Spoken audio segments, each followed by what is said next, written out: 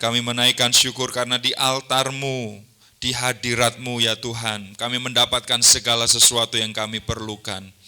Terima kasih ya Tuhan kalau kami diperkenankan untuk terus belajar kebenaran firman-Mu.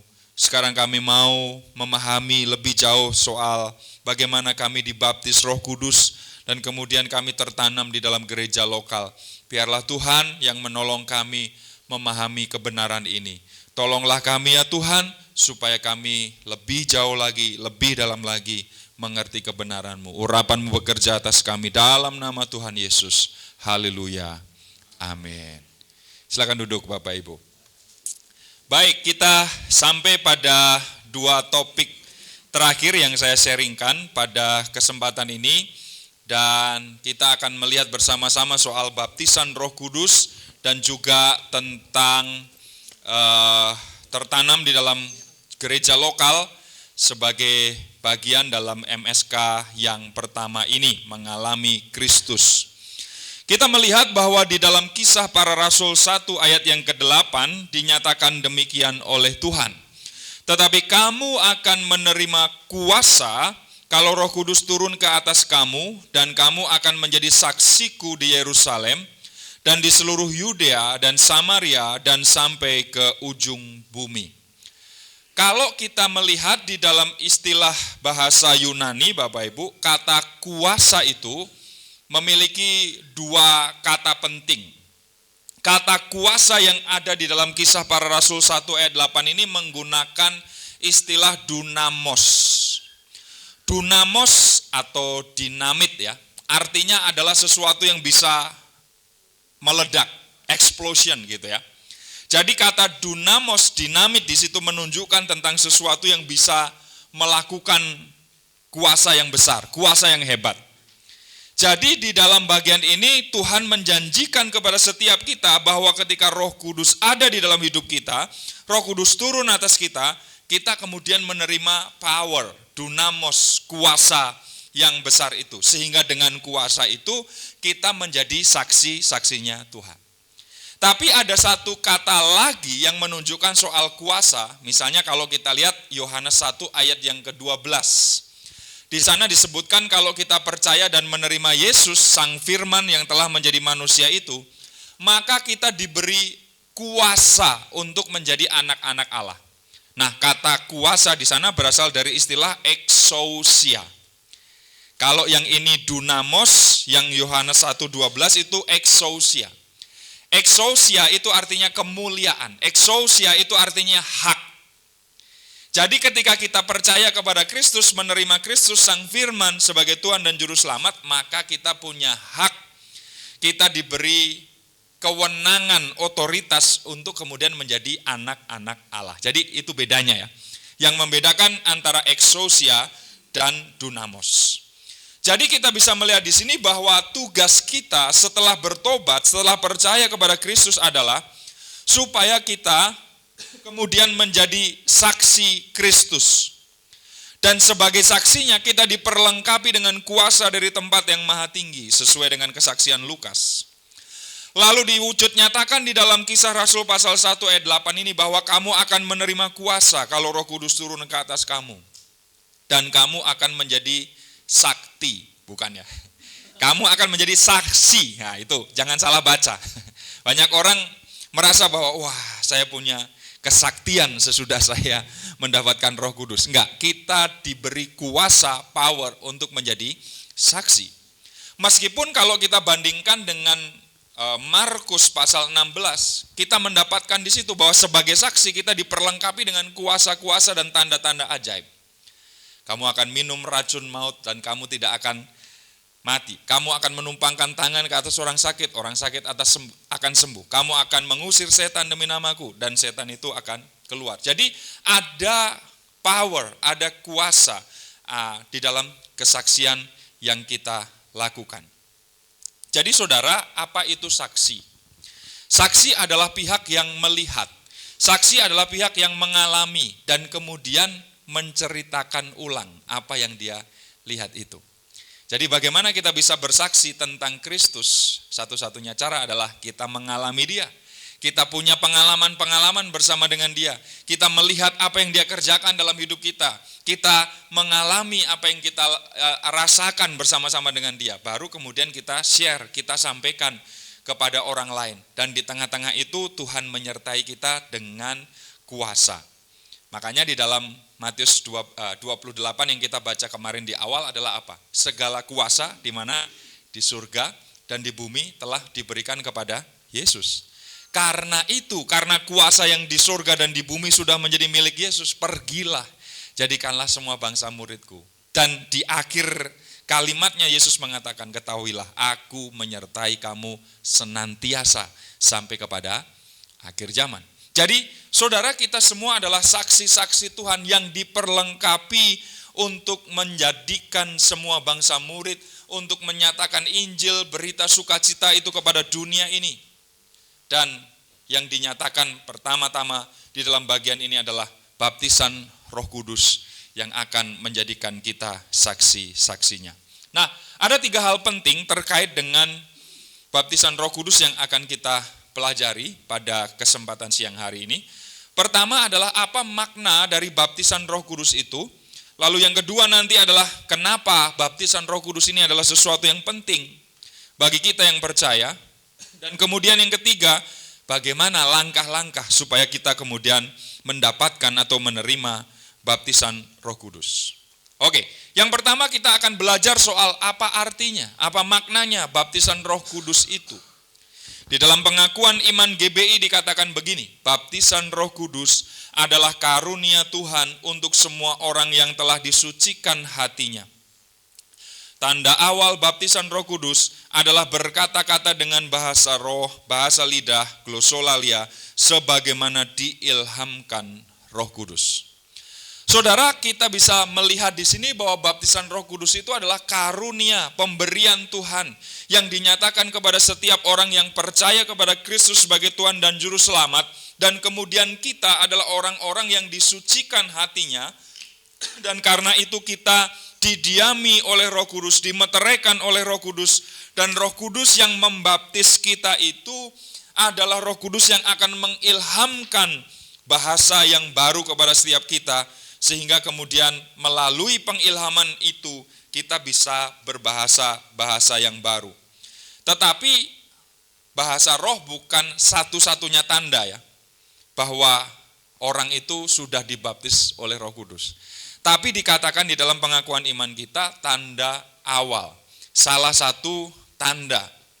Jadi kalau ada orang lain yang belum berbahasa lidah, tidak berarti, oh pasti ini orang tidak dibaptis Roh Kudus. Atau ini pasti orang nggak punya Roh Kudus dalam dirinya. Belum tentu juga. Karena siapa bilang bahwa orang yang tidak berbahasa roh, tidak ada Roh Kudus di dalam hidupnya, tidak bisa jadi saksi Kristus? Enggak juga. Billy Graham itu orang baptis, latar belakangnya dia adalah seorang yang tidak berbahasa lidah. Tapi kita tahu dia dipakai oleh Tuhan luar biasa ya. Untuk apa? Dalam krusetnya, dalam KKR-nya, ketika dia menantang orang untuk datang kepada Yesus, menerima dia sebagai Tuhan dan Juru Selamat, ribuan orang sekali ditantang, itu langsung datang kepada Yesus. Apakah kemudian kita mengatakan, oh Billy Graham itu tidak penuh dengan Roh Kudus? Tentu tidak ya. Karena dia tidak berbahasa lidah, bukan berarti seseorang itu tidak dipenuhi Roh Kudus. Tapi sebagai orang Pentakosta, sebagai orang yang percaya bahwa baptisan Roh Kudus itu kemudian memberikan karunia-karunia roh, salah satunya adalah berbahasa roh ini, maka kita adalah orang-orang yang berharap menerima itu juga dari Roh Kudus. Dalam Kisah Para Rasul pasal 2, bagaimana ketika melalui lidah-lidah api, atau dalam wujud lidah-lidah api itu Roh Kudus turun atas murid-murid, apa yang terjadi? Murid-murid berbahasa bahasa yang baru buat mereka. Mereka memberitakan karya Allah yang luar biasa.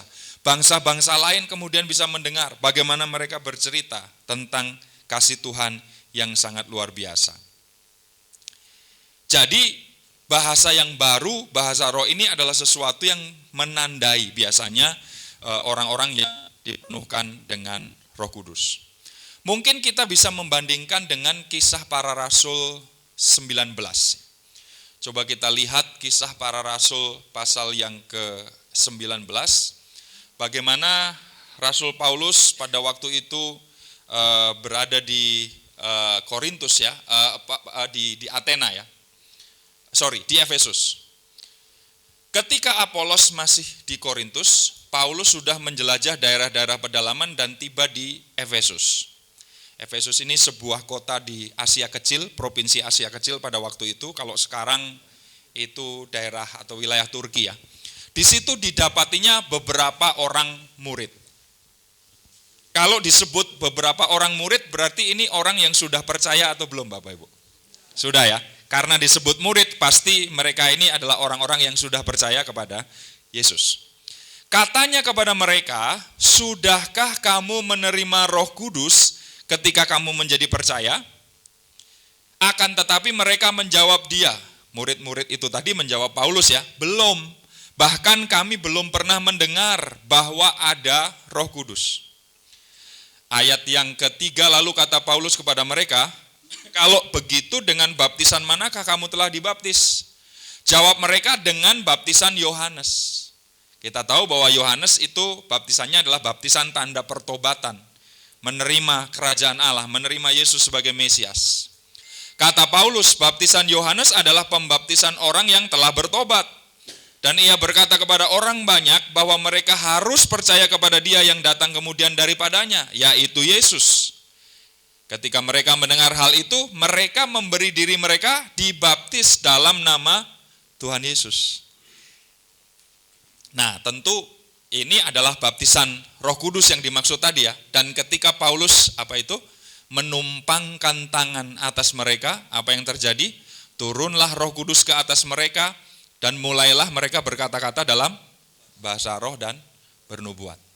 Jadi selain berbahasa roh, ada juga bagian lain yang bisa dikerjakan oleh orang yang mendapatkan karunia Roh Kudus itu, yaitu bernubuat. Dan nanti kalau kita lihat di dalam sesi yang lain, dalam karunia-karunia roh, selain dua karunia ini, ada karunia-karunia yang lain lagi yang kita bisa pelajari. Jadi secara prinsip ketika kaum Pentakosta, GBI secara khusus mempraktekkan kenapa ada yang berbahasa lidah, kenapa ada yang berbahasa roh, jelas dasarnya adalah karena baptisan Roh Kudus yang menyatakannya.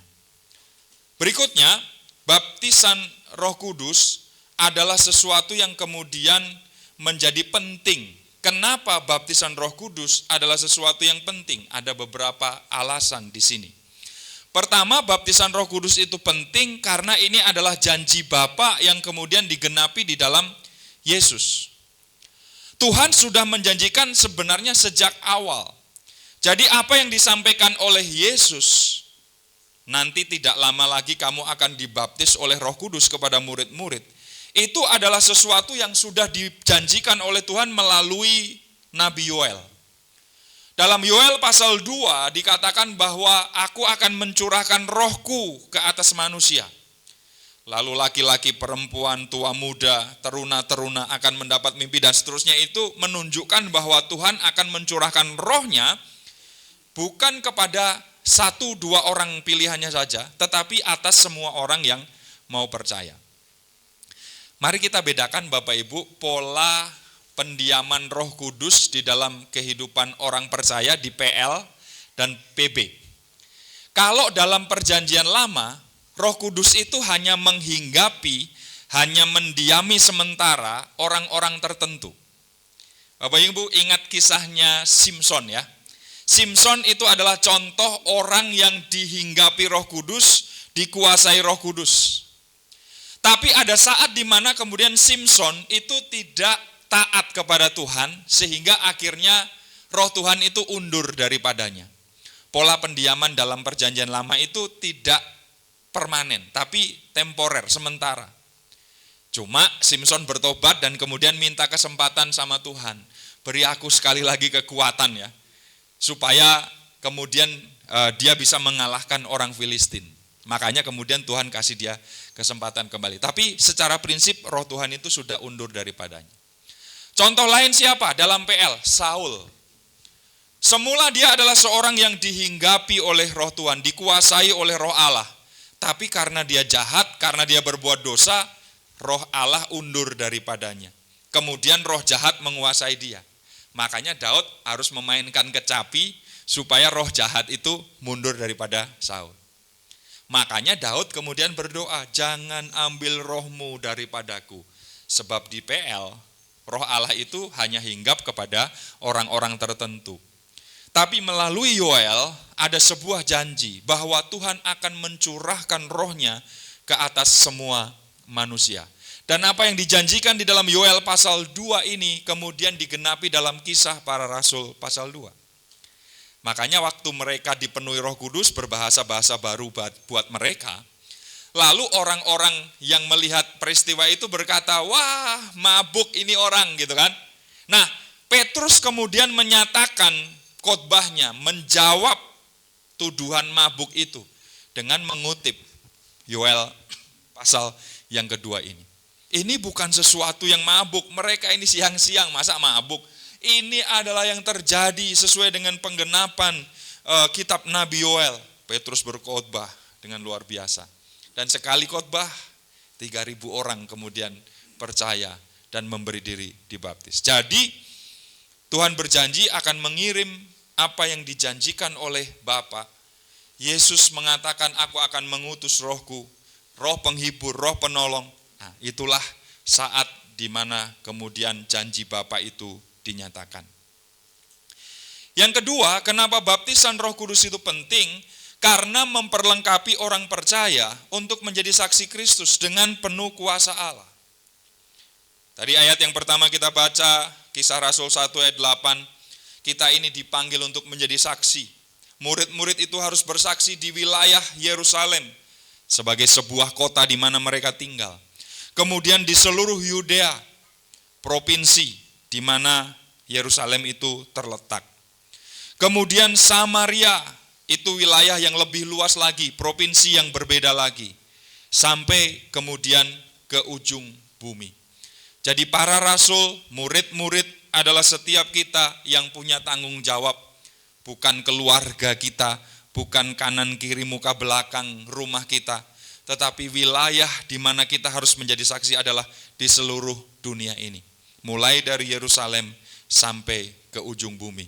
Kenapa kita menjadi orang-orang yang percaya kepada Yesus? Saya percaya karena ada orang yang semula jauh-jauh pergi memberitakan Injil Kristus dari tempat yang jauh, pergi ke Indonesia, pergi ke nenek moyang kita, memperdengarkan Injil, menjadi saksi Kristus, sampai kemudian kita turun-temurun menjadi percaya kepada Dia. Karena itu kalau masih ada wilayah tempat orang di mana Injil belum diperdengarkan, bagian kita sekarang. Dan saya percaya memperdengarkan Injil hari-hari ini menjadi jauh lebih mudah bagi kita. Kita kadang gak pergi kemana-mana, tapi bisa sampai kemana-mana. Caranya internet dengan media sosial kita. Kita gak bisa membayangkan bahwa hari ini ada teknologi yang membuat kita bisa terkonek meskipun secara jarak kita jauh. Ada bapak dan ibu yang ikut secara online di tempat yang berbeda dengan tempat kita yang sekarang. Dulu ini adalah sesuatu yang nggak pernah kita bayangkan ya. Bapak Ibu masih ingat zaman Nokia 5110? Siapa yang membayangkan kita bakal bisa komunikasi dengan orang yang jauh tapi sambil bertatap muka? Nggak ada ya. Zaman dulu pergi ke wartel aja udah seneng dengar suara keluarga kita yang jauh ya. Lalu ada handphone, wah bisa kita bawa kemana-mana, bisa dihubungi terus. Kalau main game ular itu, udah kayak Bill Clinton kita, wah merasa paling maju di dunia. Hari ini kita ditolong dengan teknologi-teknologi yang sangat luar biasa. Kita bisa tatap muka, kita bisa pakai Zoom, kita bisa pakai Google Meeting, kita bisa pakai fasilitas yang lain. Yang bisa membuat kita bisa pergi kemana-mana, meskipun tubuh kita tetap ada di situ. Sesuatu yang akan, saya percaya, menggenapi kebenaran firman Tuhan. Firman Tuhan harus disebarkan sampai ke ujung bumi, baru tiba kesudahannya. Caranya bagaimana?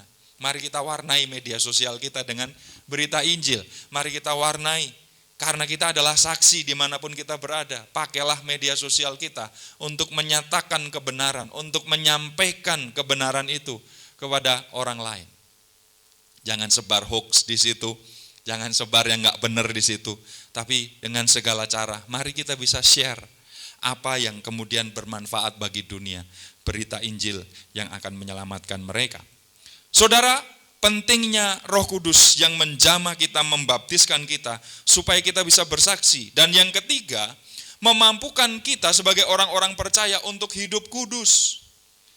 Tuhan memanggil kita supaya kita hidup di dalam kekudusan, tapi kita berkata, Tuhan, mana mungkin, mana bisa. Saya kan orang berdosa sebelumnya, bagaimana mungkin saya bisa hidup kudus? Mustahil bagi saya. Tapi kalau kita melihat Roh Kudus ada di dalam kita, kita kemudian diberikan kemampuan untuk hidup kudus.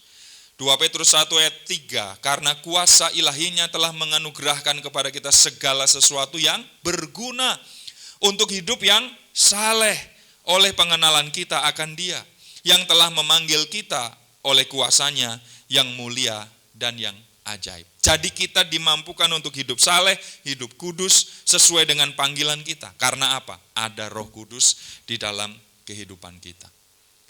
Kalau kita melihat diri kita, nggak bisa, nggak mampu. Tapi ketika kita melihat Roh Kudus yang besar, yang memampukan kita, maka kita bisa melakukannya. Ada pembicaraan 2 ekor lalat. Satu lalat berkata, "Habis dari mana lu?" Lalat itu bilang, "Dari Bali." Oh, yang bener aja.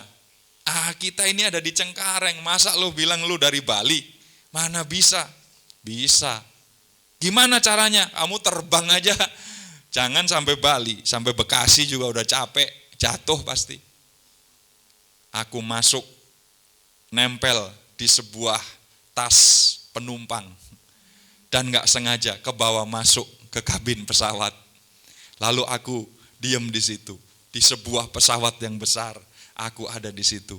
Dan kemudian aku bisa sampai ke Bali. Dari Bali aku masuk lagi, aku bisa sampai ke Cengkareng lagi.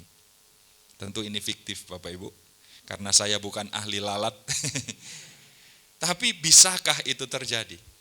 Saudara, kalau kita naik mobil, kadang-kadang kita terganggu dengan apa? Nyamuk yang ada di mobil kita, ya kan? Tapi bayangkan, nyamuk itu nggak kita apa-apain. Kemarin waktu berangkat dari Bandung, ada nyamuk di ini dan ditepok-tepok nggak kena-kena. Tapi nyamuk itu dari Bandung bisa sampai Jakarta. Caranya gimana? Karena dia masuk ke sebuah mobil, sesuatu yang jauh lebih besar dari dirinya. Dan kemudian apa yang nggak mungkin terbang dari Bandung ke Jakarta, bisa mungkin karena dia ada di sebuah mobil. Saudara bisa berkata, saya kecil, saya pendosa dulunya, saya orang yang, jangankan ngomong jaga kekudusan, nggak mungkin itu. Saya orang yang sangat-sangat jahat, saya terlibat dalam dosa yang sangat buruk. Bagaimana mungkin saya bisa kudus? Kita dikuduskan oleh kuasa yang besar, Roh Kudus yang menaungi setiap kita. Sehingga kemudian kita yang kecil sanggup, kita bisa mampu, kita bisa menjaga kekudusan itu. Kita seperti lalat itu, kita bisa seperti nyamuk itu. Kita berkata nggak mungkin. Tapi karena kita ada di dalam sebuah hal yang besar, dan dalam hal ini Roh Kudus yang tak terbatas, kita dimampukan untuk hidup kudus. Akan tetapi kamu harus selalu mengucap syukur kepada Allah karena kamu saudara-saudara yang dikasihi Tuhan. Sebab Allah dari mulanya telah memilih kamu untuk diselamatkan dalam roh yang apa? Menguduskan kamu dalam kebenaran yang kamu percayai. Berikutnya, yang ketiga, langkah-langkah praktis apa yang kita bisa lakukan supaya kita bisa dipenuhi atau kita bisa dibaptis oleh Roh Kudus. Pertama-tama kita tentu percaya terhadap firman Tuhan yang sudah menjanjikan kepada setiap kita. Kalau firman Tuhan mengatakan bahwa ketika kita percaya, Dia akan membaptis kita dengan Roh Kudus, maka kita juga pun adalah orang yang membuka hati kita masing-masing untuk dipenuhkan oleh Roh Kudus. Karena itu mari kita percaya terhadap apa yang firman Tuhan nyatakan kepada kita. Bukan hanya percaya, langkah kita yang kedua adalah haus dan rindu akan Roh Kudus. Mari kita lihat Yohanes pasal 7 ayat yang ke-37. Yohanes 7 ayat 37. Apa yang dikatakan oleh firman Tuhan di dalam bagian itu?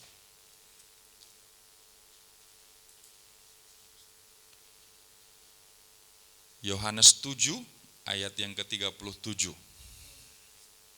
Firman Tuhan berkata begini, dan pada hari terakhir, yaitu pada puncak perayaan itu, Yesus berdiri dan berseru, barang siapa haus, baiklah ia datang kepadaku dan minum. Apa maksudnya datang kepada Yesus dan minum? Ayat 38 menjelaskannya, barang siapa percaya kepadaku, seperti yang dikatakan oleh kitab suci, dari dalam hatinya akan mengalir aliran-aliran air hidup.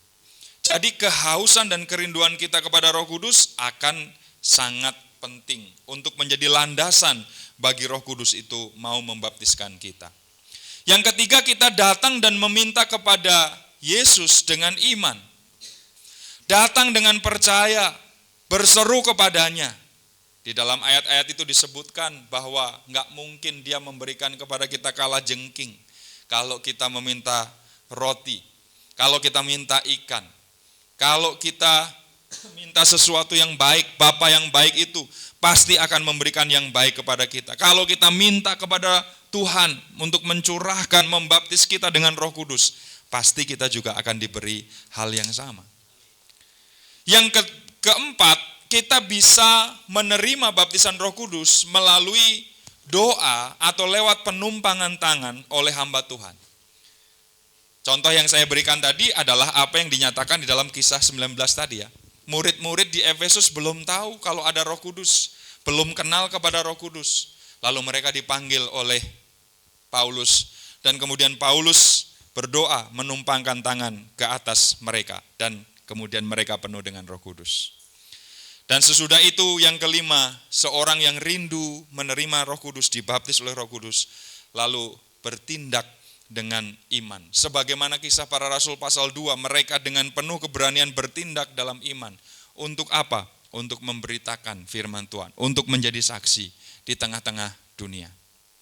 Jadi, apakah saudara dan saya adalah orang-orang yang sudah dibaptis oleh Roh Kudus? Masing-masing kita punya langkah-langkah ini, kemudian untuk kita lakukan.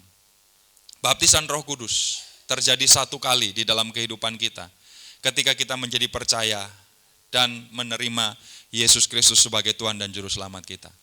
Tetapi kepenuhan Roh Kudus adalah sesuatu yang terjadi terus-menerus, berulang kali di dalam hidup kita.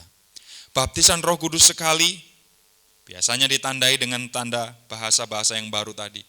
Tapi orang yang penuh dengan Roh Kudus adalah setiap hari dalam kesehariannya, dia meminta kepada Tuhan, penuhkan aku dengan roh-Mu.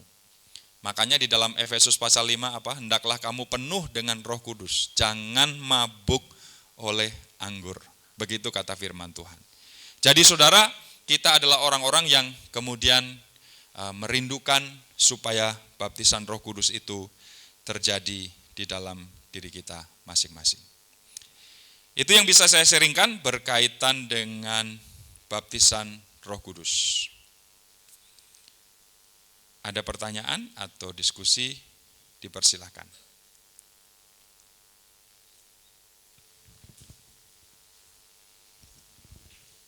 Silakan.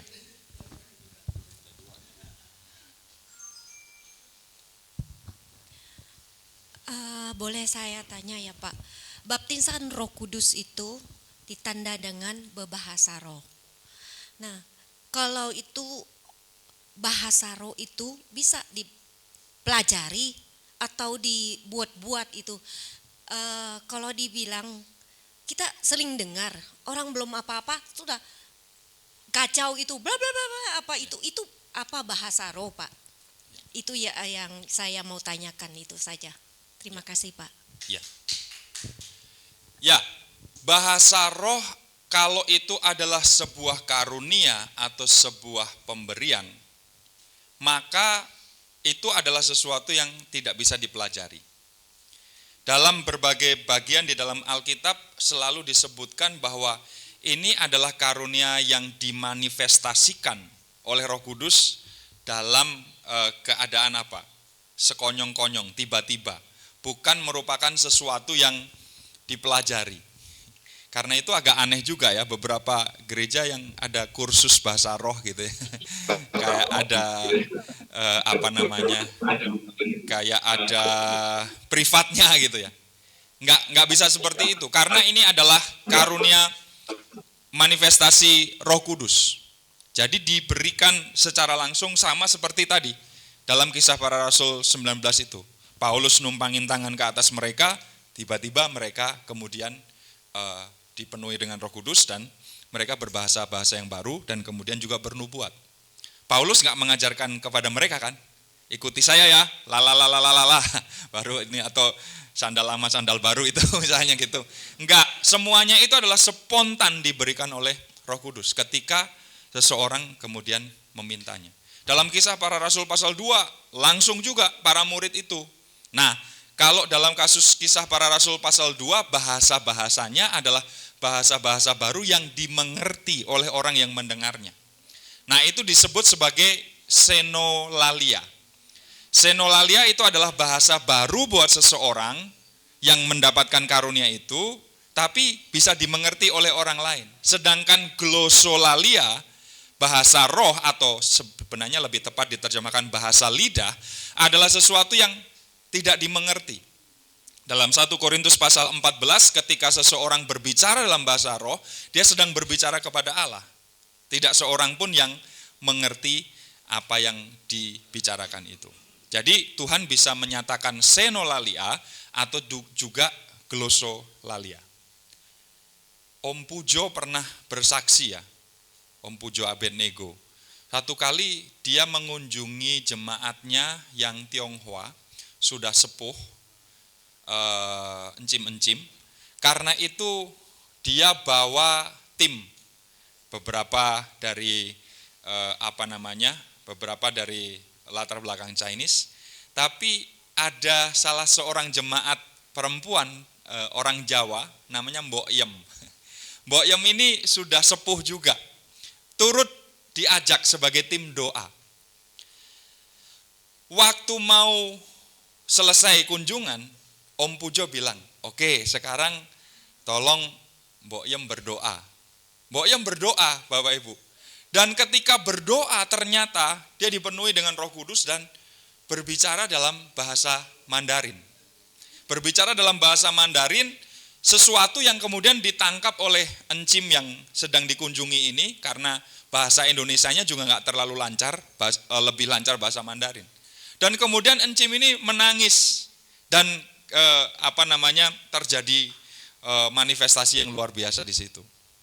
Nah, Mbok Yem kemudian diminta oleh Om Pujo, coba tadi ngomong bahasa Mandarin seperti yang di doa. Hah? Tadi saya ngomong apa? Dia nggak tahu karena dia orang Jawa. Disuruh bahasa Jawa Kromo mungkin bisa kan. Disuruh mengulang lagi, ya nggak bisa karena memang ini tidak sesuatu yang dipelajari. Jadi Roh Kudus yang menyatakannya kepada setiap orang sesuai dengan yang dikehendakinya, tetapi bukan merupakan sesuatu yang tadi ada kursusnya atau bisa dipelajari. Jadi ini karunia yang spontan diberikan. Begitu. Ya Pak, saya cuma bertanya, Pak, baptisan Roh Kudus adalah baptisan yang memang satu, maksudnya dari Roh Kudus gitu kan ya Pak ya. Tapi kita tahu gitu ya, kalau di dalam agama Kristen saja gitu ya, bila kita misalnya masuk satu, misal pindah gereja gitu ya, ada lagi gereja yang memang melakukan ulang baptisan gitu ya Pak ya. Nah, maksud saya kenapa perlu ada dibaptis ulang lagi gitu Pak? Maksudnya apakah memang, kalau memang kan harusnya satu ya Pak, maksudnya pada saat baptisan Roh Kudus itu ya karena memang dari Roh Kudus dan baptisan itu sekali gitu. Tapi kenapa di dalam agama Kristen yang begitu kita ini dengan gereja lain aja ada gereja yang melakukan baptisan ulang lagi? Apakah memang itu berkaitan juga dengan ajaran? Kalau memang berkaitan dengan ajaran yang mungkin maksudnya ya pemahamannya berbeda, apakah memang harus sampai dilakukan baptisan ulang lagi gitu Pak? Maksudnya kenapa tidak ajarannya saja yang diulang gitu. Maksudnya kalau Ya. memang ada kita tahu ya agama Kristen itu ada beberapa ajaran yang memang berbeda-beda. Itu aja sih Pak. Terima kasih. Oke. Mungkin bisa di-share Lukas pasal 3. Lukas pasal 3 mulai ayat yang ke-16 ya. Lukas 3 ayat 16 dan seterusnya. Secara prinsip setiap orang percaya itu mengalami dua jenis baptisan. Yang pertama adalah baptisan air, sakramen baptisan air. Yang kedua kemudian baptisan roh. Ini khotbah Yohanes kepada orang Israel pada waktu itu. Yohanes menjawab dan berkata kepada semua orang itu, "Aku membaptis kamu dengan air, tetapi Ia yang lebih berkuasa daripadaku," siapa yang dimaksud? Tuhan Yesus ya, "akan datang dan membuka tali kasutnya pun aku tidak layak. Ia akan membaptis kamu dengan apa? Roh Kudus dan dengan api." Jadi yang membaptis dengan air itu adalah Yohanes. Dalam hal ini baptisan manusia untuk menunjukkan bahwa seseorang itu bertobat, atau kalau secara praktis menggabungkan seseorang ke dalam gereja Tuhan. Menjadi anggota tubuh Kristus, dia dibaptis air. Kan ini menjadi sebuah sakramen namanya, sebuah perintah yang diberikan oleh Tuhan. Baptislah mereka dalam nama Bapa dan Anak dan Roh Kudus itu ya. Meskipun demikian baptisan itu kan tidak menyelamatkan ya. Tapi harus dilakukan karena ini adalah sebuah perintah. Buktinya penjahat yang di samping Tuhan Yesus juga nggak dibaptis. Dia hari ini juga kamu akan bersama-sama dengan aku di Firdaus. Tapi banyak orang yang, itu penjahat kan nggak dibaptis juga selamat, saya nggak mau dibaptis ah. Nggak apa-apa, nggak mau dibaptis tapi mau disalib dulu boleh. Orang tuh kadang-kadang mau cari pengecualiannya gitu kan. Nah itu nggak dibaptis juga selamat, nggak apa-apa. Bapak nggak dibaptis juga nggak apa-apa, tapi mesti disalib dulu gitu. Karena itu kan nggak sempat dibaptis ya. Tapi yang setiap orang yang sempat kan ada perintah, baptislah mereka dalam nama Bapa dan Anak dan Roh Kudus. Jadi setiap orang percaya harus dibaptis kalau dia ada ini, nggak ada pengecualiannya terjadi seperti itu gitu. Jadi baptisan air adalah sesuatu yang kemudian diikuti. Bahwa nanti kemudian ada formula, ada yang diselam, ada yang dipercik, ada yang disemprot dan sebagainya. Itu kayak tradisi gereja masing-masing ya. Tapi menurut saya pribadi seharusnya ketika seseorang pindah ke gereja tertentu ya, kalau dia sudah dibaptis ya, baptis air maksudnya ya tidak perlu lagi. Meskipun mungkin ada juga gereja-gereja Pentakosta tertentu yang mengharuskan ya, kalau dulunya belum dibaptis selam, lalu kemudian karena keyakinan mendasar kita adalah namanya baptizo itu diselamkan, ditenggelamkan, maka ya kalau belum dibaptis selam ya istilahnya belum dibaptis lah kira-kira begitu. Tapi kalau kemudian diterima baptisannya sebelumnya ya no problem juga, nggak perlu ini. Ada orang yang belum puas, udah dibaptis pergi ke Israel, wah di Sungai Yordan nih. Kalau saya dibaptis di sini sama kayak Tuhan Yesus ini saya, makanya baptis lagi. Sebenarnya nggak ada maknanya juga kalau begitu. Jadi bukan tempatnya di mana semuanya itu adalah sebuah ketaatan kita kepada perintah. Nah, persoalannya adalah baptisan yang kedua ini, Bapak Ibu. Baptisan yang kedua ini adalah baptisan yang dilakukan oleh Tuhan Yesus kepada setiap orang yang percaya, yaitu baptisan Roh Kudus. Memang tadi disebutkan di sana baptisan Roh Kudus dan baptisan api kan. Nah, baptisan api apalagi? Kalau kita lihat konteksnya dalam Lukas pasal 3 tadi, apa yang dimaksud dengan baptisan api di sini tentu bukan disembur pakai api ya. Tapi orang yang ditawari berita Injil itu dua kemungkinan. Menerima, menolak. Saya melihatnya begini, orang yang menerima berita Injil, dia akan dibaptis dengan Roh Kudus. Orang yang menolak berita Injil, dia akan dibaptis dengan api. Maksudnya hukuman. Coba lihat ayat berikutnya, 17. Alat penampi sudah ada di tangannya. Untuk apa? Membersihkan tempat pengirikannya dan mengumpulkan gandumnya ke dalam lumbungnya. Tetapi debu jerami itu akan dibakarnya dalam api yang tidak terpadamkan. Jadi orang yang mendengar Injil itu biasanya dua keputusan ini kan, menerima atau menolak. Menerima Injil, dia dibaptis Roh Kudus. Menolak Injil, nggak percaya Yesus, dia dibaptis api, dihukum nantinya. Nah, coba sedikit lagi ke Kisah Para Rasul pasal 1. Kisah Para Rasul 1 ayat 4. Ya. Kisah Para Rasul 1 ayat yang keempat. Pada suatu hari ketika ia makan bersama-sama dengan mereka, Yesus makan dengan murid-murid, ia melarang mereka meninggalkan Yerusalem dan menyuruh mereka tinggal di situ menantikan janji Bapa yang demikian katanya. Telah kamu dengar daripadaku, ayat 5, sebab Yohanes membaptis dengan apa? Air, tetapi tidak lama lagi kamu akan dibaptis dengan Roh Kudus.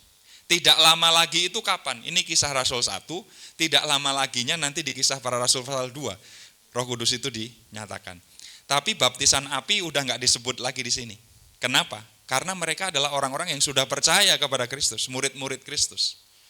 Karena itu baptisan api dalam Lukas pasal 3 tadi soal penghukuman. Penghukuman kekal nanti dibakar. Jadi saudara, kita bisa melihat di sini bahwa ya baptisan itu adalah sesuatu yang mestinya sekali saja terjadi, dilakukan sebagai sebuah proklamasi, saya percaya kepada Yesus. Ya kadang kita bisa pindah gereja dan sebagainya, ya udah nggak usah dibaptis lagi, nggak usah dibaptis ulang sebenarnya sih. Tapi ya kadang-kadang gitulah, ada orang yang gerejanya aturannya begitu, lalu kemudian kepuasan orang juga beda-beda. Belum mumpung ke Sungai Yordan nih, saya mau dibaptis ulang. Padahal kan nggak perlu gitu. Tapi baptisan Roh Kudus maupun baptisan air mestinya kan sesuatu yang terjadi satu kali saja. Kepenuhan Roh Kudus yang nanti berulang-ulang. Mudah-mudahan menjawab. Makasih ya Pak. Oke. Satu lagi, Pak, silakan. Ya, shalom. Shalom, Pak. Tahun 77 saya pernah mengikuti liturgi agama Hindu ya, Hindu Bali. Itu juga ada bahasa roh juga ya. Tapi tidak dipelajari spontan. Jadi seperti, tapi saya belum tahu tentang bahasa roh ya. Tapi di situ seperti yang di sini itu. Itu dari mana? Padahal dia juga belum menerima Yesus, tapi kok bisa bahasa roh. Terima kasih. Maksudnya mengucapkan sesuatu yang enggak dimengerti. Orang nggak tahu. Ya. Ya seperti gitu. Dan maksudnya beda-beda. Ya. Itulah sebabnya kenapa salah pengertian itu juga dialami oleh orang-orang yang ada di Yerusalem pada waktu itu ketika melihat murid-murid itu berbahasa-bahasa yang lain kan. Makanya orang-orang menyebut, wah ini mabuk nih, ini sumbernya pasti dari sesuatu yang membuat dia meracau mengucapkan apa yang enggak jelas gitu ya. Jadi dari mana sumbernya seseorang bisa mengucapkan sesuatu yang tidak jelas, enggak ngerti artinya dan sebagainya, bisa macam-macam sih Pak. Mungkin itu adalah sebuah kondisi psikologis tertentu. Karena kalau orang ada di dalam tingkat depresi tertentu juga kadang-kadang ungkapan-ungkapannya itu kok aneh ya, kita enggak ini.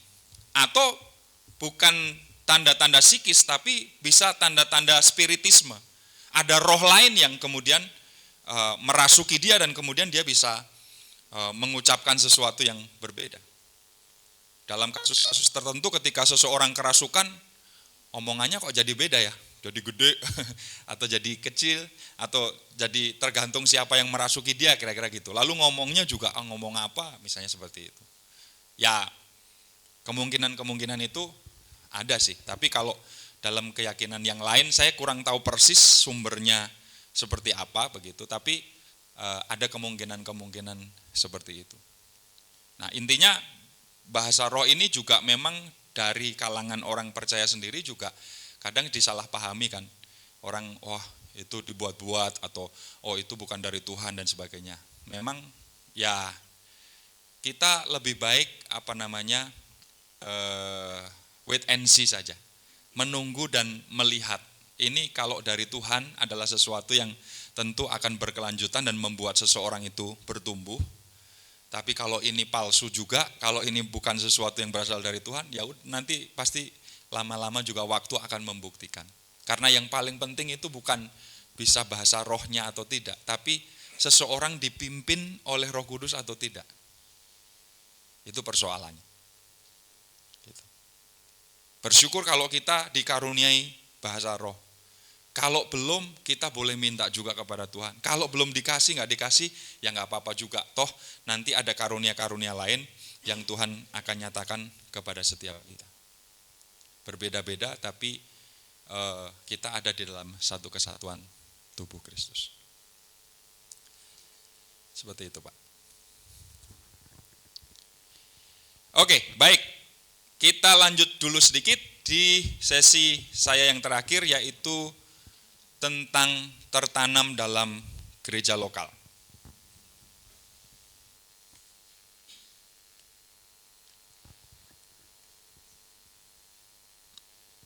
Kenapa kita harus tertanam di dalam gereja lokal? Mari kita lihat Efesus 2 ayat 19 sampai 22. Demikianlah kamu bukan lagi orang asing dan pendatang, melainkan kawan sewarga dari orang-orang kudus dan anggota-anggota keluarga Allah, yang dibangun di atas dasar para rasul dan para nabi, dengan Kristus Yesus sebagai batu penjuru. Di dalam Dia tumbuh seluruh bangunan, rapi tersusun, menjadi bait Allah yang kudus di dalam Tuhan. Di dalam Dia kamu juga turut dibangunkan menjadi tempat kediaman Allah. Di dalam Roh, setiap orang yang percaya telah menerima anugerah keselamatan. Next. Dari Tuhan Yesus Kristus, dan kemudian harus tertanam dalam sebuah jemaat lokal untuk kemudian mengalami pertumbuhan rohani. Sesuai dengan Kolose 3 ayat yang ke-10. Gambarannya begini Bapak Ibu. Alkitab sering menyebut kita orang-orang percaya ini seperti digambarkan seperti pohon. Pohon itu membutuhkan air untuk bertumbuh. Pohon membutuhkan media yang tetap untuk bertumbuh. Kalau kita beli pohon benih di puncak ini misalnya atau di mana, lalu kemudian kita tanam di pot di rumah kita. Tapi kita merasa bahwa sesudah 3 hari kayaknya kok kurang pas di pot ini, kurang gede. Lalu kita ambil tanaman itu, kita pindahkan ke pot yang lebih gede. Lalu 1 minggu kemudian kita berpikir, nggak cocok juga kayaknya di situ, diambil lagi, dipindahkan ke tempat yang lain. Harus jangan di pot, ditanam di tanah. Lalu kita berpikir, kayaknya kok belum bertumbuh juga ya. Lalu kita ambil, cabut lagi, kita tanam lagi tempat lain. Apa yang akan terjadi kira-kira Bapak Ibu? Apakah pohon itu akan bertumbuh? Enggak. Jadi sebenarnya ini mengajarkan kepada kita perlunya atau pentingnya tentang tertanam. Kita semua kalau digambarkan seperti sebuah pohon, dan kalau kita adalah orang yang menjadi anggota GKJJ, Gereja Kristen Jalan-Jalan, kemana kita suka, ke situ kita datang, di mana ada pembicara yang wah menurut kita luar biasa, kita pergi ke situ. Di mana ada wah praise and worship-nya kayaknya enak di situ, ngangkat. Di gereja saya nggak ngangkat. Ini bukan soal porter Bapak Ibu, ngangkat atau tidak. Ngangkat atau tidak itu tugasnya porter di kereta api, di bandara. Ini pujiannya nggak ngangkat, aku mau pindah gereja aja lah.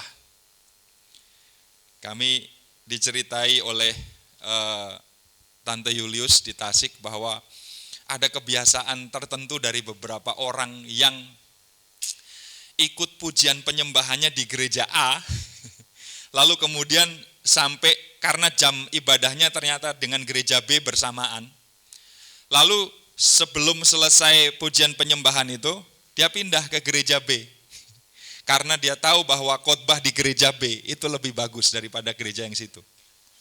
Jadi pujian penyembahannya ngambil di gereja A, khotbahnya ngambil di gereja B. Karena di gereja B, pujian penyembahannya tadi disebutnya nggak ngangkat itu. Kolektornya nggak ngasih. Karena memang ini mau cari keuntungan. Jadi kolektornya sebelum doa penutup sebelum sudah doa firman kan biasanya doa sambil memberikan persembahan, dia udah pergi lagi, saudara. Jadi ada orang kebiasaan seperti itu yang merasa bahwa saya pindah-pindah ke sana dan berpikir saya bisa bertumbuh dengan cara itu. Enggak bisa. Kita adalah orang yang harus tertanam di dalam gereja lokal karena di sanalah kemudian kita akan mendapatkan pertumbuhan tersebut. Ketika kita aktif dalam kehidupan berjemaat, kita terlibat di dalam pelayanan, memberi diri berlengkapi untuk membangun tubuh Kristus, di sanalah kemudian kita bisa berperan, berfungsi di dalamnya. Nah, mari kita memahami arti gereja. Apa itu gereja? Sesuai dengan tata dasar Gereja Betel Indonesia, maka wujud dari gereja itu adalah persekutuan orang-orang yang dipanggil Tuhan untuk hidup dalam iman, hidup dalam pengharapan, dalam kasih kepada Tuhan Yesus Kristus, anak Allah yang hidup. Jadi setiap kita sekarang ini adalah gereja. Gereja tidak pernah berbicara soal bangunannya, gereja tidak pernah mementingkan soal gedungnya. Ya, bagi sebagian orang kalau menyebut gerejanya di mana, itu menunjuk pada bangunannya atau gedungnya. Padahal sebenarnya gereja itu adalah saudara dan saya, orangnya. Orang-orang yang dipanggil. Jadi kalau kita nggak punya gedung gereja secara permanen pun, kalau kita masih ibadah di ruko, kalau kita masih ibadah di rumah sekalipun, ya nggak apa-apa, kita tetap gereja karena kita adalah komunitas orang-orang percaya dalam iman, pengharapan, dan kasih kepada Yesus Kristus. Gereja adalah persekutuan orang-orang yang dipanggil untuk hidup dalam iman, pengharapan, dan kasih kepada Yesus, anak Allah yang hidup. Gereja adalah rumah Allah yang hidup didiami oleh Roh Kudus, dibangun dari batu-batu yang hidup, yaitu orang-orang yang dilahirkan kembali oleh Roh Kudus dan kuasa firman Allah. Jadi selalu mementingkan kepada orangnya. Ya, rumah Allah di situ yang disebut itu juga menunjuk kepada tubuh kita. Tubuh kita adalah bait. Bait itu bicara soal rumah, tempat kediaman. Jadi gereja itu adalah sekumpulan orang-orang percaya. Kalau kita mau menjadi murid Kristus, maka kita harus tertanam di dalam gereja lokal. Kita harus tertanam di dalam sekumpulan orang-orang percaya. Karena kita harus tertanam untuk menjadi murid di situ, di dalam sebuah komunitas. Supaya kita bisa dimuridkan dengan lebih efektif. Next. Supaya kita bisa lebih dimuridkan dengan baik, supaya kita tertanam, dan pada akhirnya kemudian kita bertumbuh di tempat itu. Jadi baik buruk, sedikit banyak, kita tentu memerlukan komunitas. Kita memerlukan saudara seiman, kita memerlukan satu dengan yang lain. Saudara, kita akan bertumbuh sampai kita menganggap bahwa gereja adalah keluarga kita. Ada banyak anggapan tentang gereja, bukan? Ada yang menganggap gereja sebagai restoran. Ya, saya datang, saya makan di situ, saya tanggung jawab lah, saya bayar. Tapi nggak mau kalau saya harus cuci piring, nggak mau kalau saya harus bersih-bersih, nggak mau kalau saya harus beberes. Kan saya udah bayar, kan saya udah ngasih tanggung jawab saya. Ada banyak orang menganggap bahwa gereja adalah restoran sekarang, rumah makan. Jadi dia datang hanya untuk mendengar firman dan ya dia kasih persembahan karena ya ini untuk bayar itu tadi. Tapi selebihnya dia nggak mau terlibat lebih jauh. Saya melihat gereja-gereja di kota besar ya, ada kecenderungan semacam itu.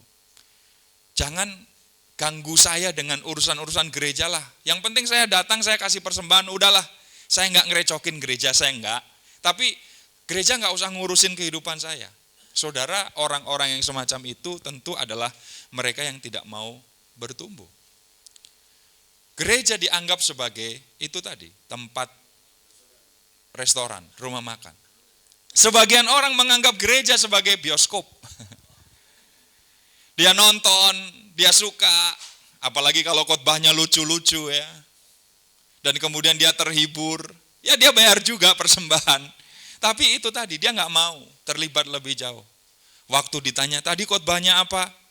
Dari ayat berapa? Aduh, berapa tadi ya? Tapi wah, menghibur, lucu khotbahnya pendetanya, nanti undang lagi lah pendeta itu. Jadi yang diingat lucu-lucunya, khotbahnya yang diingat lawak-lawakannya. Firman Tuhannya apa, udah kemudian lupa lagi. Saudara, gereja adalah family, gereja adalah keluarga. Itu sebabnya kekeluargaan adalah sesuatu yang harus dibangun di dalam gereja. Mega church boleh terjadi, Bapak Ibu. Gereja dengan anggota ribuan silahkan saja. Tetapi tidak mungkin menggembalakan setiap orang itu dalam jumlah yang sangat besar. Kecuali mereka terbagi ke dalam kelompok-kelompok yang lebih kecil.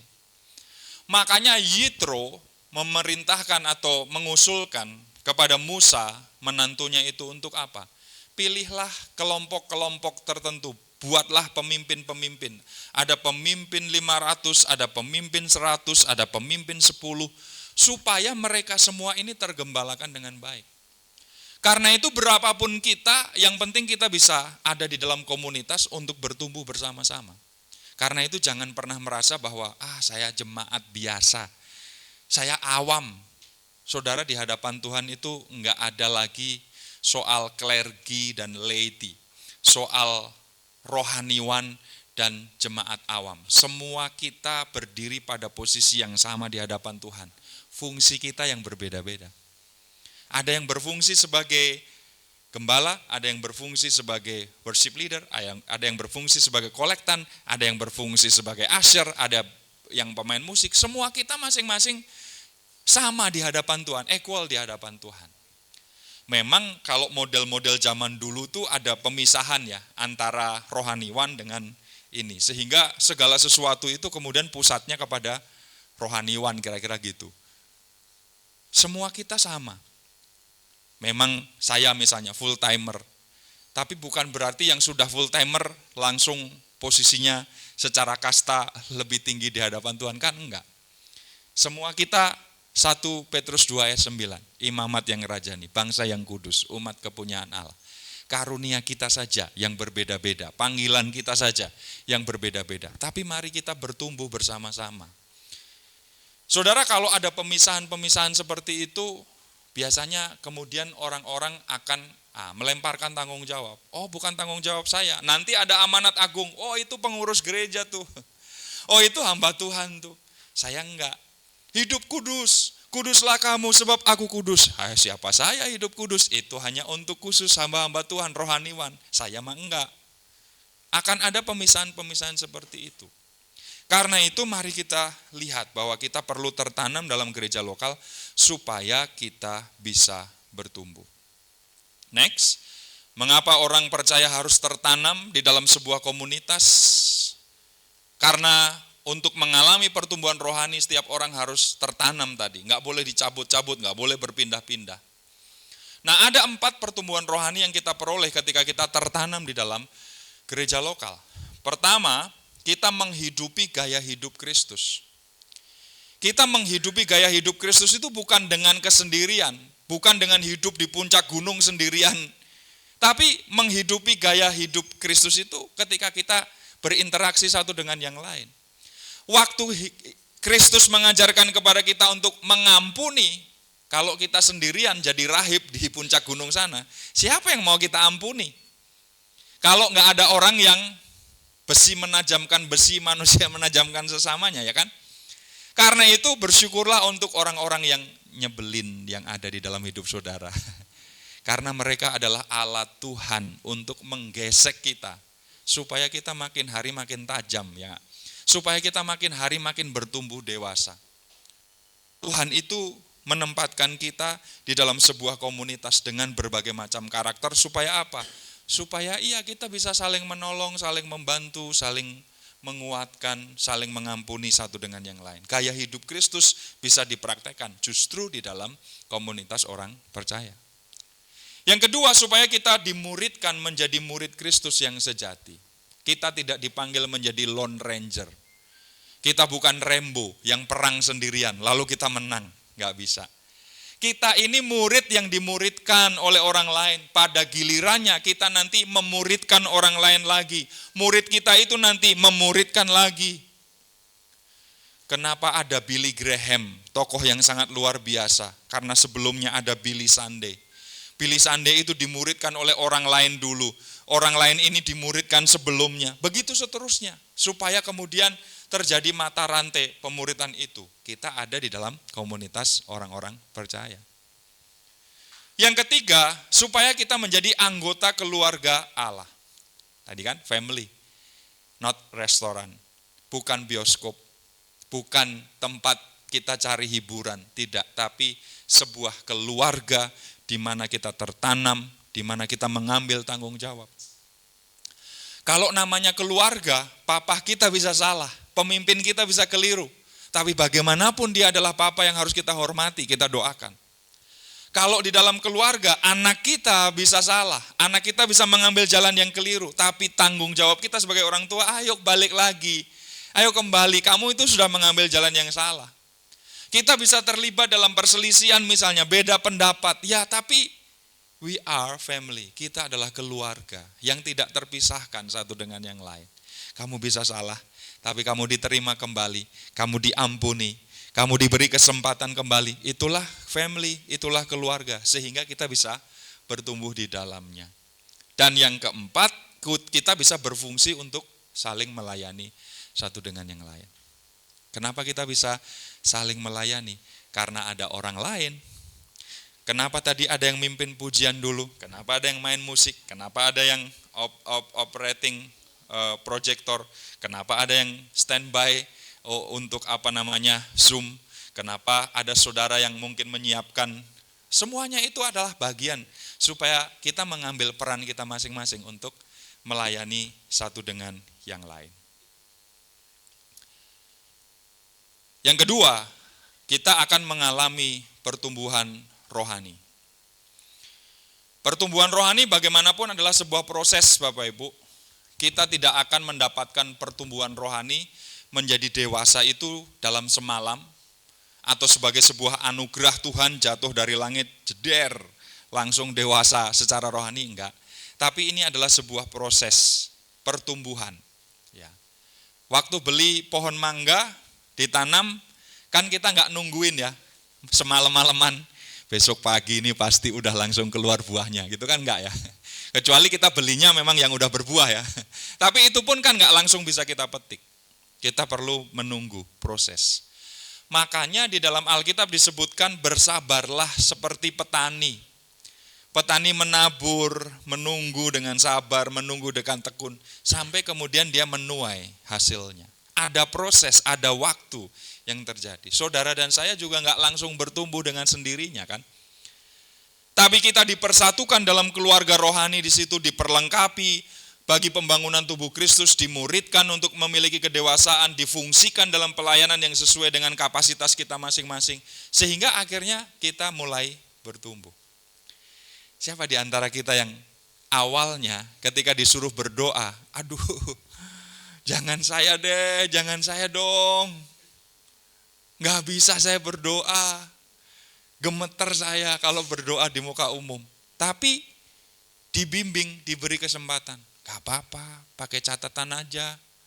Nanti pakai jurus gini kalau doa di komsel. Bapak Ibu, mari kita tunduk kepala. Jangan ada di antara kita yang membuka mata. Mari kita pejamkan mata. Kita nikmati hadirat Tuhan. Keluarkan catatan sesudah itu. Berdoa, latihan dari situ. Mama mertua saya itu latihan begitu Bapak Ibu. Pertama ketika ikut komsel disuruh berdoa. Kan pendeta gitu ya.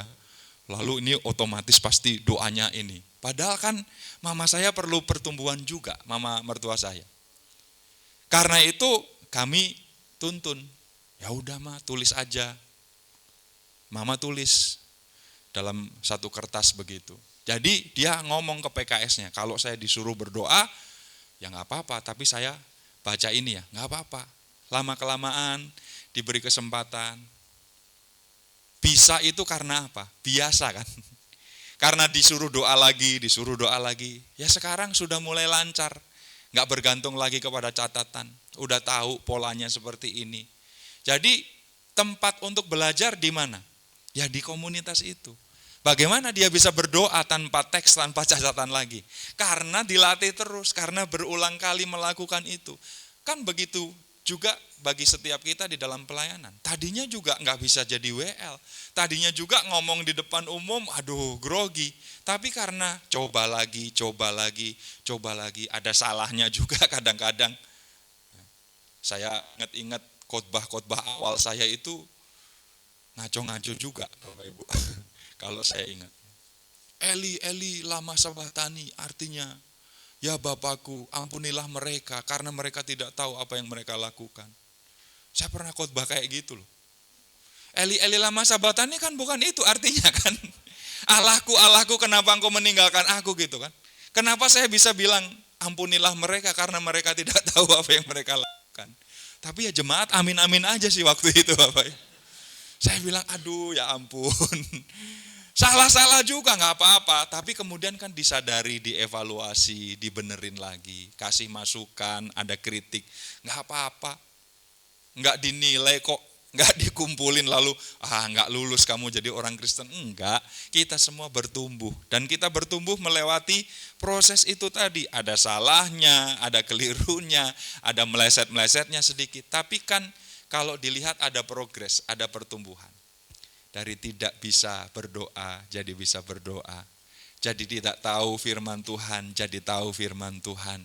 Jadi dari tidak mengerti caranya melayani, sampai kita bisa tahu caranya melayani. Semuanya itu apa? Diproses, dilatih.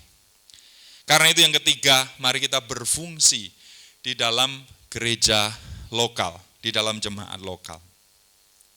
Mari kita mengambil bagian untuk aktif di dalam kehidupan kita, mendukung visi dan misi jemaat lokal. Apa visi dan misinya? Ayo kita dukung.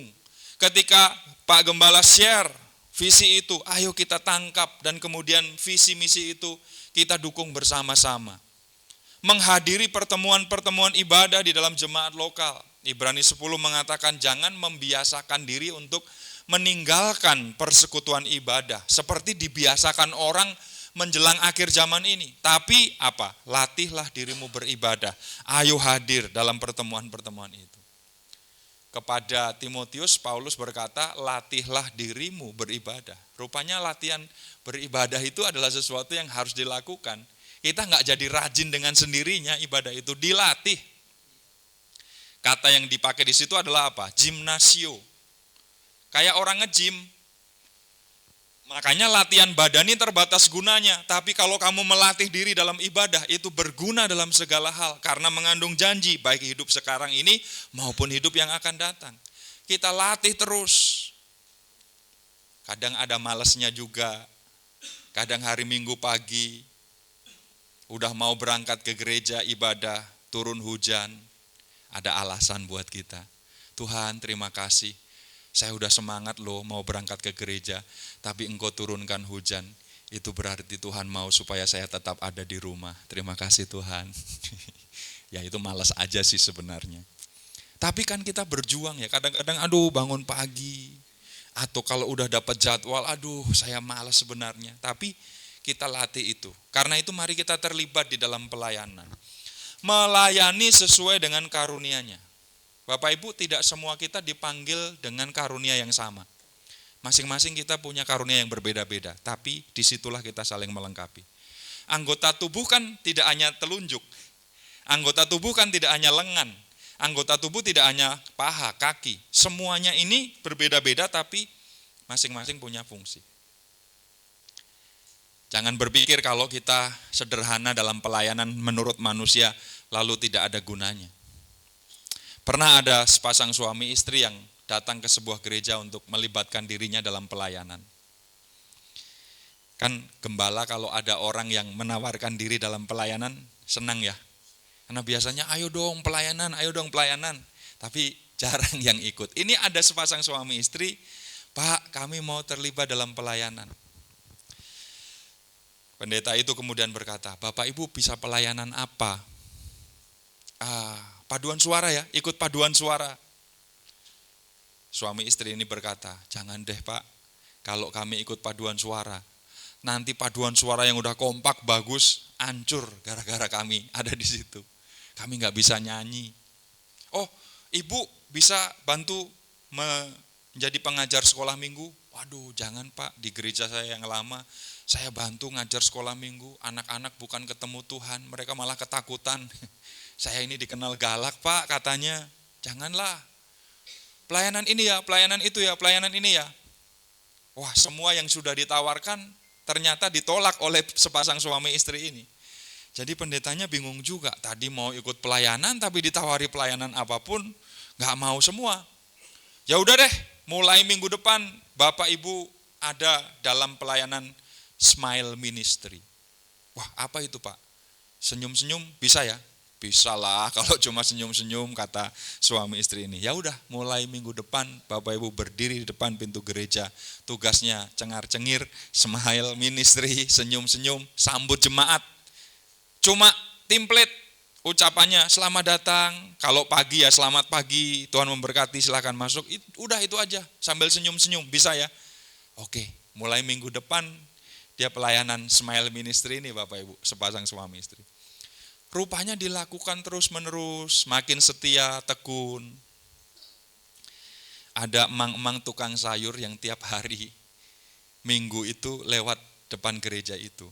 Dan selalu melihat sepasang suami istri ini, senyum-senyum, Tuhan berkati, selamat datang, silakan masuk. Penasaran tukang sayur ini, kayaknya gak punya utang deh, senyum terus, bahagia terus. Akhirnya penasaran ini tukang sayur Bapak Ibu. Bertanyalah kepada sepasang suami istri ini dalam sebuah kesempatan, Pak boleh gak nanya sesuatu? Lalu mereka terlibat pembicaraan. Saya lihat Bapak Ibu ini bahagia terus, sukacita terus, senyum-senyum terus. Saya banyak masalah, sedih. Tapi Bapak ini loh, wah kayak gak punya utang. Akhirnya dia kemudian berkata, ya utang juga punya, cicilan masih ada, beban masalah ada juga. Tapi kenapa kami senyum-senyum? Kami punya Yesus. Bapak mau memiliki Yesus seperti kami? Akhirnya tukang sayurnya menjadi anggota jemaat sama seluruh keluarganya. Sudah lihat bahwa semua itu bisa dipakai oleh Tuhan. Siapa yang mempertobatkan si tukang sayur ini? Pengkhotbah yang bersesi-sesi sampai lehernya varises, teriak-teriak. Enggak didengar oleh tukang sayur itu, enggak dilihat. Worship leader yang nyanyinya luar biasa sampai malaikat minder ketika dia nyanyi, malaikat aduh bagus banget nih, suara gua kalah nih. Atau siapa yang bisa menjadi kepanjangan tangan Tuhan untuk menjamah dia?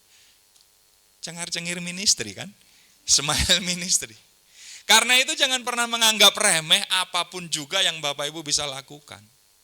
Pak, saya hanya bisa masak lontong nih, saya hanya bisa nyiapin makanan, saya hanya bisa membereskan bangku gereja. Lakukanlah itu dan kerjakanlah itu dengan sepenuh hati. Karena yang dinilai oleh Tuhan bukan jenis pelayanan yang kita lakukan. Kalau membersihkan meja enggak rohani, yang khotbah firman Allah jadi rohani, enggak. Motivasi hati kita masing-masing kemudian yang akan dinilai oleh Tuhan. Apakah kita mengerjakan itu dengan sungguh-sungguh atau tidak? Karena itu mari kita terlibat dalam pelayanan sesuai dengan panggilan kita masing-masing. Kalau panggilan kita untuk jadi tukang masak, ya enggak apa-apa. Layanilah Tuhan dengan panggilan itu. Kalau kita memimpin, lakukanlah itu. Kalau kita adalah orang yang berkemurahan hati, kerjakan itu sesuai dengan panggilan kita. Dan kita juga berfungsi dengan mendukung keuangan di dalam jemaat lokal. Karena itu kenapa kita memberikan persembahan, kenapa kita mau tertanam di situ dan kemudian kita terlibat, misalnya ada janji iman atau ada kebutuhan bersama yang harus kita tanggung rame-rame, ayo kita sama-sama terlibat. Karena apa? Karena di sanalah kemudian kita bisa bertumbuh. Saudara, kita bisa berfungsi bagi jemaat lokal dengan memberi diri dibentuk untuk kemudian menguatkan jemaat itu. Kita taat tunduk kepada pemimpinnya dan kemudian kita mempraktekkan nilai-nilai di dalam jemaat lokal tersebut. Kiranya kita semua adalah orang-orang yang makin hari makin tertanam di dalam GBI Jatinegara 56 ini. Jatinegara Timur ya. Karena rupanya ada Jatinegara yang lain. Yang mungkin sudah kita mulai lirik-lirik kayaknya lebih bagus dari sana. Saudara, mari kita tertanam di gereja lokal ini, di tempat di mana Tuhan sudah menyiapkan kita, supaya kita berfungsi, supaya kita berperan, supaya kita bisa memberikan sesuatu. Jangan bertanya apa yang bisa saya ambil dari sini, apa yang bisa jadi berkat buat saya. Tapi bertanyalah, saya bisa jadi berkat apa di gereja lokal saya? Saya bisa berkontribusi apa di tempat ini? Apa yang saya bisa kerjakan supaya saya bisa bertumbuh bersama-sama di gereja Tuhan di mana Dia menempatkan setiap kita. Kiranya Tuhan memberkati dan biarlah kita terus bertumbuh di dalam Dia. Amin. Oke, saya kira di sesi ini apakah ada yang mau bertanya? Silakan, Om.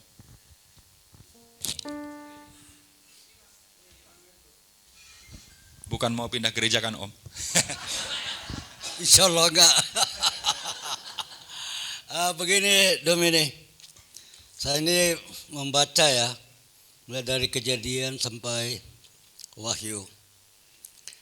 Di sana saya mengambil falsafahnya hanya satu. Persoalan ini adalah antara Allah dan iblis. Apabila iblis tidak berontak dan tidak ada kita sekarang ini, itu menurut saya.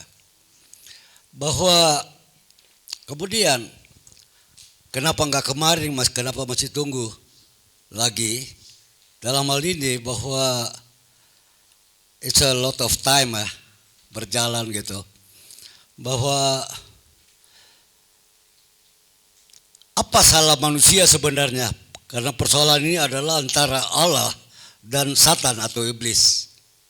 Makanya kita bahwa lihat bahwa yang penting pada kita bahwa kita percaya bahwa Allah itu adalah yang kita sembah begitu.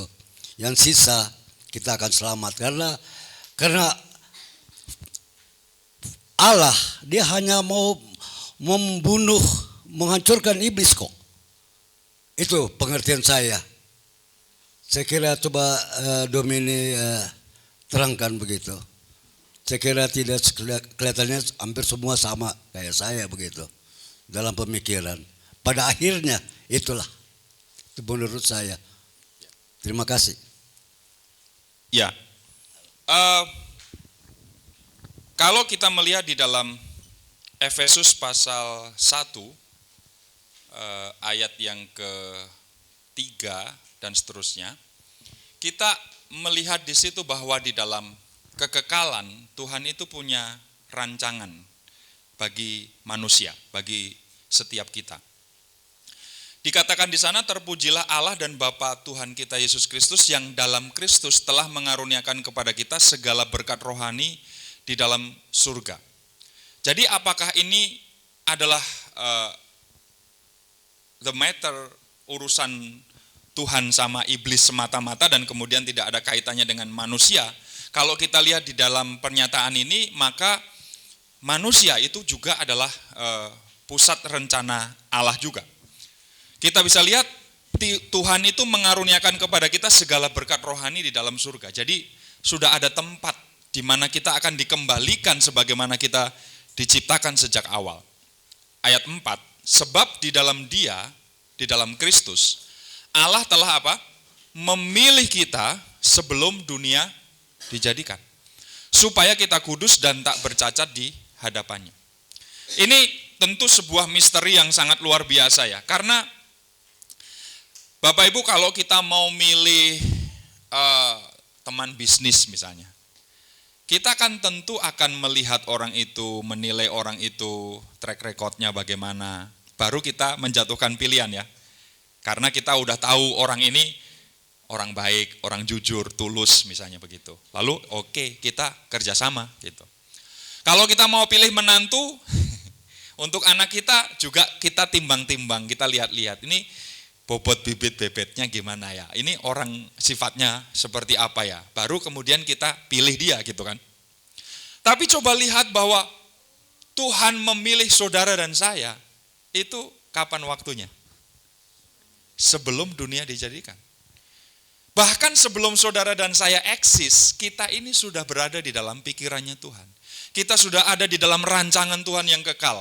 Kita sudah ada di dalam pemikirannya Dia yang kita nggak sanggup untuk jangkau itu. Tapi firman Tuhan menyatakan itu.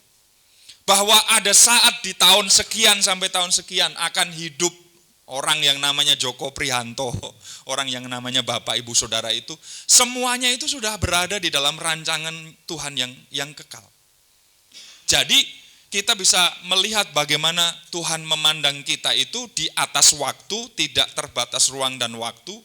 Karena ada waktu sekian sampai sekian, Tuhan nggak terbatas itu, dan di dalam kekekalannya itu Dia tahu apa yang akan terjadi. Dia tahu ada kita yang akan dipilihnya untuk menjadi percaya kepadanya. Dia tahu orang-orang yang akan menolak Dia. Dia tahu semuanya, tapi keputusan-keputusan itu Dia serahkan kepada setiap kita. Jadi ini luar biasa bahwa urusannya bukan soal balas dendam Tuhan kepada si jahat, tidak, tetapi sejak awal bukan hanya itu, tapi urusannya adalah bahwa Tuhan menciptakan kita dengan tujuan. Saya diberkati dengan membaca bukunya Rick Warren, Purpose Driven Life, di mana saya kemudian tahu kenapa saya ada. Tahu kenapa saya diciptakan, tahu kenapa saya hidup. Reason why itu sangat penting untuk kita ketahui. Dan Alkitab menyatakannya, supaya kita punya hubungan itu dengan Tuhan. Kalau kita beli handphone atau alat-alat elektronik lainnya, atau apapun itu selalu ada manual book, ada buku petunjuknya, bagaimana cara menggunakannya, ini tujuannya untuk apa. Waktu kita beli mic, kita dapat manual booknya. Ini tujuannya untuk mengeraskan suara, untuk melantangkan suara. Apakah ini bisa dipakai untuk ulekan? Bisa juga. Dipakai sebagai palu? Bisa juga. Tapi apakah akan efektif? Apakah sesuai dengan tujuan awalnya? Tentu tidak. Kita diciptakan dengan tujuan supaya kita kudus dan tak bercacat di hadapannya, menurut firman Tuhan. Karena itu kita adalah orang-orang yang menghidupi tujuan Allah itu di dalam kehidupan kita. Dan waktu kita menghidupi tujuan Allah itu, tadi segala berkat rohani di dalam surga kita yang akan menikmati. Bahwa ada neraka, ya Tuhan menciptakan itu karena Dia mengasihi semua orang juga. Padahal sebenarnya tempat itu adalah tempat untuk si jahat. Tetapi kalau ada orang-orang yang mau mengikut si jahat, ya silahkan. Tuhan nggak maksa kok. Tuhan nggak maksa orang harus percaya kepadanya, tapi kalau nggak mau percaya kepadanya, ya sudah ada tempat yang lain di situ, begitu. Jadi pilihannya dikembalikan juga kepada manusia. Aku menyediakan ini, aku menyiapkan ini, kamu mau atau tidak, itu tergantung keputusan-keputusan atau pilihan yang kamu ambil. Saya rasa begitu, Om. Jadi kita diciptakan untuk sebuah tujuan. Tujuannya itu adalah untuk kudus dan berkenan di hadapan.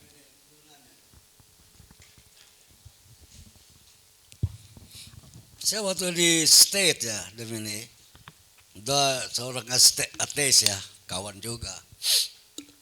Dia tanya, Sam, your God is called Alpha and Omega. When it's the start and where is the end? Can you tell me? I'm an atheist. If you can explain, I will be a Christian. Bagaimana jawabnya, Domini? Saya nggak bisa jawab.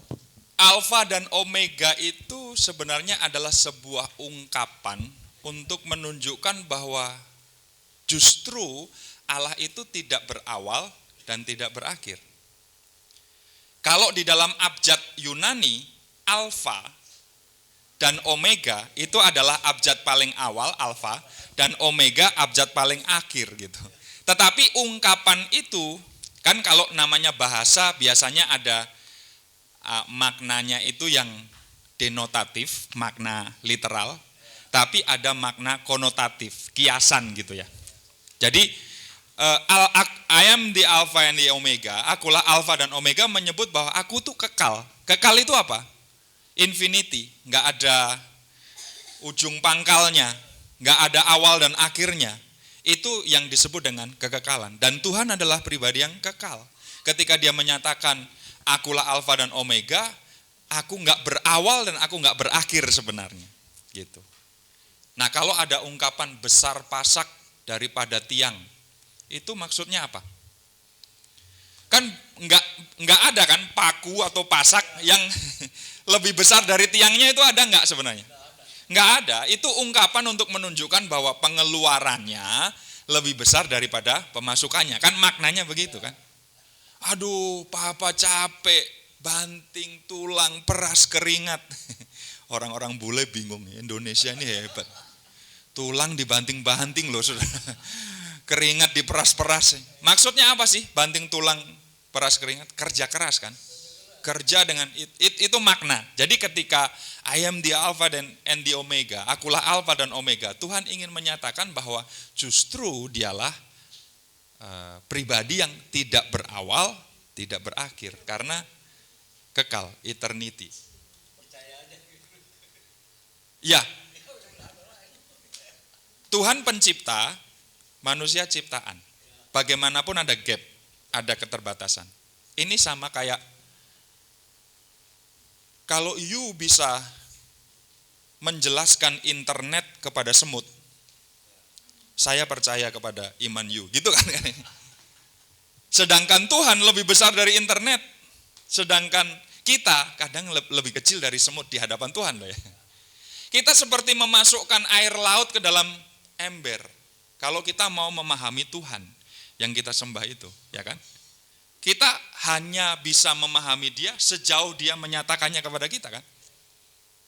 Kita nggak bisa memahami dia sepenuhnya, karena kalau kita pahami dia sepenuhnya, saya pastikan itu bukan Tuhan.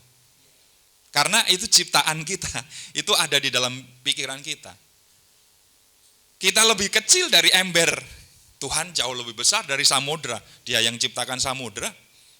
Jadi memang ada keterbatasan-keterbatasan yang kita tidak bisa yang kita tidak bisa jangkau, sebab kita ciptaan dan dia adalah yang menciptakan kita.